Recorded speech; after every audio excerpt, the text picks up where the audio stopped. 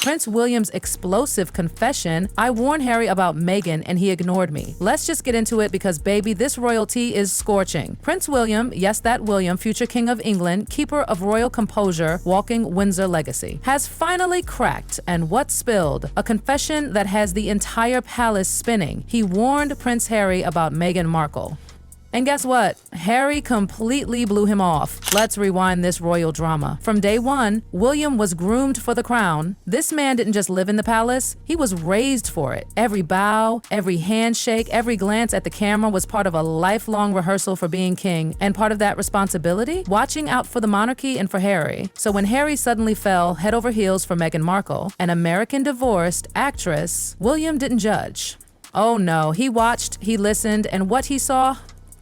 It didn't sit right. This wasn't about Meghan being a Hollywood girl. It wasn't even about her being a public figure. William had met dozens of celebrities before.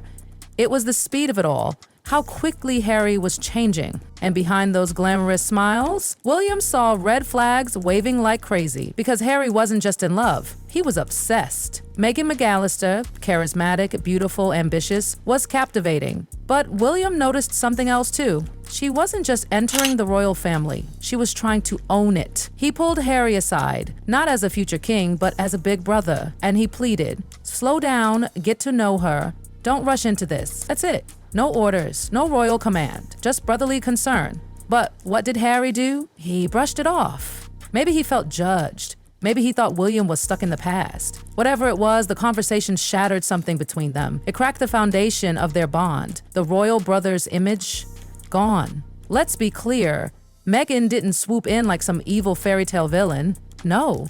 It was more subtle. Harry wasn't being dragged away. He chose that path. And that path slowly, then all at once, led him away from the family he once called home. William was heartbroken because this wasn't about love, it was about loyalty. Harry didn't just fall for someone. He turned his back on everything they were taught to protect.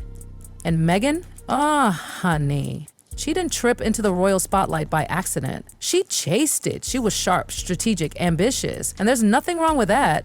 Unless you're walking into one of the most traditional institutions in the world. And guess what? Meghan didn't care about tradition. At first, it was minor. A side-eye to the dress codes, clashing with palace aides, ignoring royal protocols like they were suggestions in a group chat. But then it got bigger. She wasn't blending into the family, she was disrupting it. And the media couldn't get enough of her. But neither, it seemed, could Meghan herself. The monarchy became her backdrop. And the leading role? The Meghan Markle show. Harry stood by her like a knight in glossy armor, through every headline, every scandal, every awkward family moment. But in doing so, he distanced himself from everything else.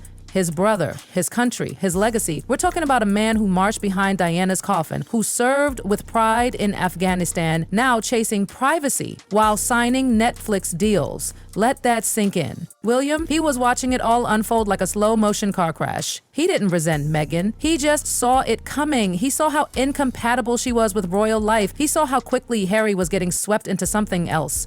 William feared Meghan wasn't adjusting to royal life. She was rewriting it. Harry thought he'd found love. William feared he'd been played. And now, that old warning echoes louder than ever. Don't rush this. But it was too late. The wedding happened, the fairy tale headlines rolled in, but behind palace walls, the drama exploded like fireworks on a stormy night. Staff began quitting. Rumors leaked like royal teacups with cracks, alleged arguments about flower girl dresses, seating charts turned into battlegrounds, and the vibe, oof, toxic. The royal family, built on stoicism and centuries of silence, was suddenly under siege from inside. Meghan wasn't adapting to the crown, she was trying to rebrand it. Hollywood met Buckingham, and the palace didn't even see it coming. Then came the bombshell. Harry and Meghan were stepping back. A modern approach to monarchy, they said. But insiders knew the truth. They wanted the titles without the ties. The perks without the price. They didn't want to be royals on duty, they wanted to be royals on demand. And the Queen, heartbroken. William, livid. Not just because they left, but because of how they did it. No warning, warning, no courtesy, just a website announcement and a press release. They didn't just walk away, they threw a match behind them. And then came America, where Meghan and Harry rebranded faster than you can say tell-all interview. Oprah, Spotify, Netflix, PR teams, every headline screamed the same message. We're the victims of a racist, outdated monarchy. But were they? Insiders were confused. Sure, the palace had flaws, but this level of curated victimhood, the public sob stories, the royal airing of grievances, it all felt performative. And let's talk about Harry. The once cheeky, fun-loving prince, he started fading, his sparkle dimming, his jokes rare, his voice rehearsed. Friends whispered he wasn't the same. Some say he missed home. Others say he simply didn't know how to turn back. And William, he distanced himself, not because he was cold, but because he was hurt. Deeply. He tried to warn Harry. His Harry had left the whole when hurried. He'd tried to protect the institution, and now he was watching it be ripped apart in public by his own brother. That kind of betrayal doesn't just sting, it scars. But the show went on. Royal engagements carried on. Kate stepped up. Charles readied himself for his reign. But everyone could feel it. Something was broken. The crown could survive scandals, it could survive divorce, media storms, and even abdications. But this? A fracture between brothers. The future of the monarchy was like a crack in the foundation. Harry and William were supposed to be a team. Now they were strangers, not because of distance, but because of choices. People in the palace started whispering, this isn't a marriage, it's a strategy.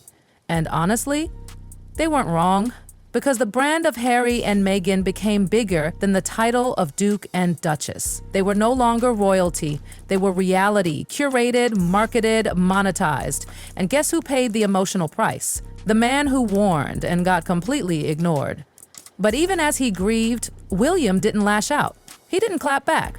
He didn't go to Oprah. He didn't release his truth. Instead, he showed up for Britain, for the Queen, for the people. He carried on with the grace of a man raised to put duty above drama. And the world saw it. Slowly, public opinion began to shift.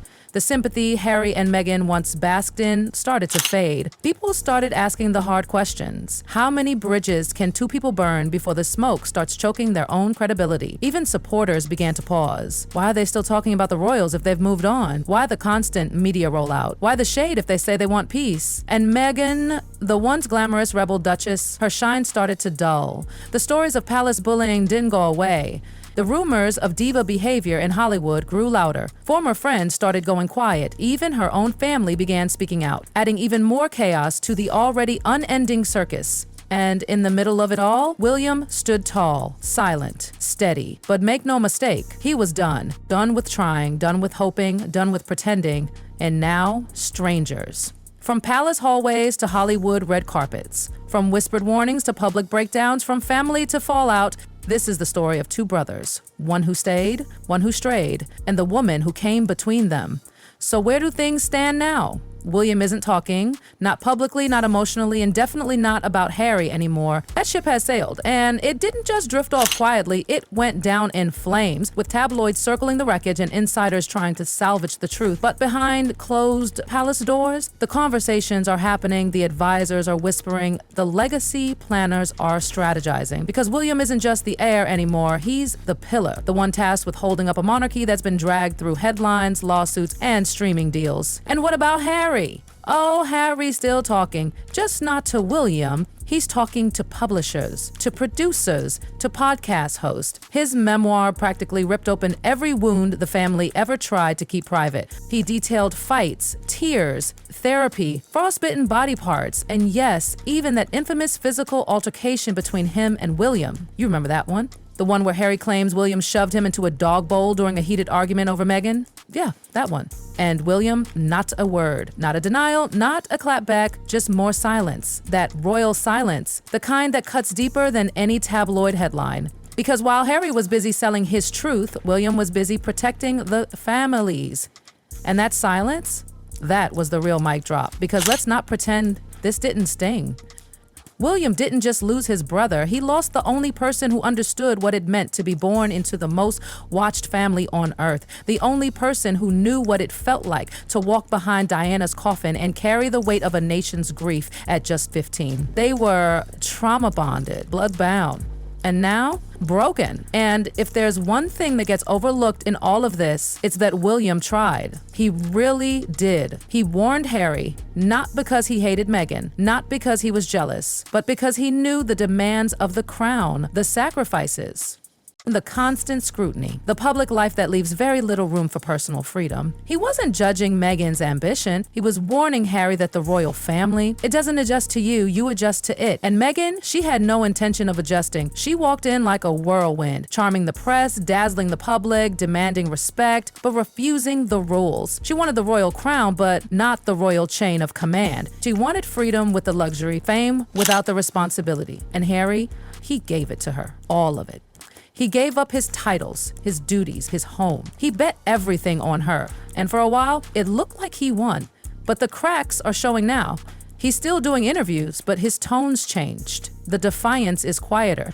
The confidence is less sharp. The smiles look more practiced. And Meghan, she's still climbing, still signing deals, still shaping her brand, but people are asking questions. Where are the long-term friendships, the family ties? Why is everyone who gets close to her either pushed out or silenced? Former palace aides have come forward. Hollywood insiders have shared whispers, and one by one, people who once cheered her on have stopped clapping. Because you can only play the victim so many times before people stop buying tickets. And through it all, William watches. Not bitter, not smug, just tired. He's got enough on his plate. 3 kids, a country, watching his every move, a future crown that weighs heavier than anyone can imagine. He's not chasing headlines. He's building a future without the brother he once adored. And that's the real tragedy, because this isn't just a royal scandal. It's not just gossip. It's not just another tell-all interview. It's a family that fell apart in front of the entire world. It's 2 boys who survived unimaginable grief together, only to be ripped apart by fame, pride, and a woman who refused to play by anyone's rules but her own. And now the world watches. Some still hope for a reunion. Some say it's too late. But William, he's made peace with the silence, because sometimes the only way to protect what's left is to stop fighting for what's already gone. So what are we left with? A fractured monarchy, a Hollywood power couple, and a silence that says more than words ever could. William warned Harry, he begged him not to rush, but Harry didn't listen. And now the fairy tale is over. The spotlight is colder, and the brothers are further apart than ever before. No crown can fix what was broken here, and no apology may ever come. But one thing's for sure, the world will never forget how the House of Windsor fell out, not with a bang, but with a whisper.